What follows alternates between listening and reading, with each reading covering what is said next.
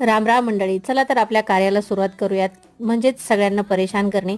तर आता इथे माझी मावशी आलेली आहे आणि ती मला बाहेर नेहमी अशी आशा करत होतो, पण ती मला काय बाहेर घेऊन गेलेली नाही. तर मी तिला कसं झोपू देणार जागेवरती. त्यासाठी मी तिचे केस वगैरे ओढत होतो, चल बाहेर म्हणत होतो, पण मावशी काय ऐकत नव्हती.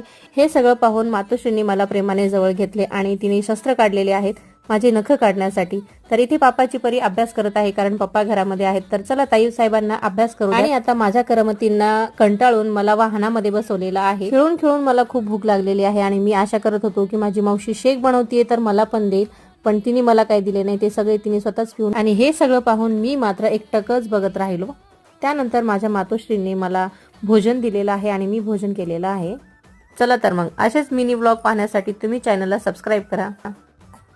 स्वामी, चल टाटा म्हण, टाटा टाटा टाटा.